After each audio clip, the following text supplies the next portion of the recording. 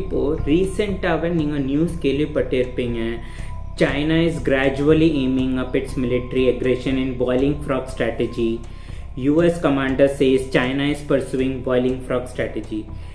இதில் என்ன கொஷன் வருதுன்னா, பாய்லிங் ஃப்ராக் ஸ்ட்ராட்டஜின்னா என்ன? இப்போது ஒரு சுச்சுவேஷன் எடுத்துக்கலாம். இப்போது ஒரு கொதிக்கிற தண்ணியில் ஒரு ஃப்ராக் அது தண்ணிக்குள்ளே வச்சா அது ஃப்ராக் இம்மீடியட்டாகவே ஜம்ப் பண்ணி வெளியே வந்துடும். ஆனால் அதே சுச்சுவேஷனை டிஃப்ரெண்ட்டாக பண்ணால், இப்போது ஒரு நார்மலான வாட்டரில் அது ஃப்ராகை அது தண்ணிக்குள்ளே வச்சா ஒரு மெதுவாக அது தண்ணியோட டெம்பரேச்சர் இன்க்ரீஸ் பண்ணால் அந்த ஃப்ராக் என்ன பண்ணோன்னா அது பாடியை அட்ஜஸ்ட் பண்ண ஆரம்பிச்சிடும். கொஞ்சோண்டு தான் சூடாகுது, கொஞ்சோண்டு அட்ஜஸ்ட் பண்ணலான்னு ஒரு ஸ்டேஜில் அது தண்ணி கொதிக்க ஆரம்பிச்சிடும். அப்போது அது ஃப்ராக் என்ன பண்ணோன்னா தண்ணிலேருந்து வெளியே வர ட்ரை பண்ணும். ஆனால் அதனால முடியாது. ஏன்னா அது பாடி அட்ஜஸ்ட் பண்ணதுலே எல்லா பவர்ஸும் யூஸ் பண்ணிச்சு. ரெண்டாவது அதோட லெக்ஸ் டோட்டலாகவே மெல்ட் ஆயிடுச்சு. இன் லாஸ்ட் என்ன ஆகும்னா அது ஃப்ராக்னால வெளியே வரவே முடியாது. இன் லாஸ்ட் அது ஃப்ராக் இறந்துடும். நீங்கள் சைனாவை நார்மலாகவே கேள்விப்பட்ட சைனா சின்ன கண்ட்ரியோட டிஃபென்ஸ் மெக்கானிசமை சேலஞ்ச் பண்ணினே இருப்பாங்க. இப்போது நார்மலாகவே ஜப்பானை அவங்க எப்போவுமே த்ரெட் காட்டினே இருப்பாங்க, நாங்கள் உங்கள் மேலே அட்டாக் பண்ணிடுறோம். ஈவன் ஜப்பான் மேலே யூஎஸ்ஏவோட டிஃபென்ஸ் பேக் இருக்குது. அந்த டிஃபென்ஸ் பேக் என்னன்னா, இப்போ சைனா ஜப்பான் மேலே அட்டாக் பண்ணால் அது யூஎஸ்ஏ மேலே அட்டாக் பண்ணுற மாதிரியே.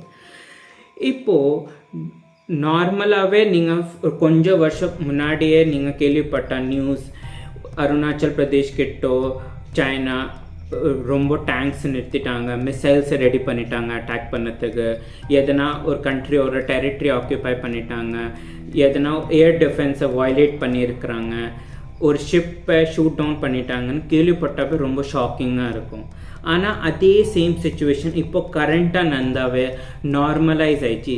சைனா இப்போ டெய்லி தானே பண்ணுறா, இதெல்லாம் என்ன பெரிய விஷயம்னு நார்மலைஸ் ஆயிடுச்சு. இதுதான் சைனாஸ் பாய்லிங் ஃப்ராக் ஸ்ட்ராட்டஜி. இப்போது ரீசெண்டாகவே சைனா ஃபிலிப்பீன்ஸோட கோஸ்ட் கார்ட் ஷிப்பை ஷூட் டவுன் பண்ணிட்டாங்க. ஆனால் ஃபிலிப்பீன்ஸ் எந்த ஆக்ஷனும் எடுக்கவே இல்லை. ஃபிலிப்பீன்ஸ் என்ன சொல்லிச்சுன்னா, இதுக்கப்புறம் நீங்கள் எந்த அட்டாக் பண்ணால் நாங்கள் உங்களை திருப்பி அட்டாக் பண்ணுவோன்னு. நெக்ஸ்ட் டைம் கூட சைனா அட்டாக் பண்ணால் கூட ஃபிலிப்பீன்ஸ் இதே ஸ்டோரி தான் சொல்லுவோம், நாங்கள் இதுக்கப்புறம் அட்டாக் பண்ணால் நாங்கள் திருப்பி அட்டாக் பண்ணுவோன்னு. அதே ஃப்ராக் எப்படி அது தண்ணிக்குள்ளே அட்ஜஸ்ட் பண்ணினே இருந்துச்சுல, அதே மாதிரி ஃபிலிப்பீன்ஸ் கூட அட்ஜஸ்ட் பண்ணினே இருக்குது.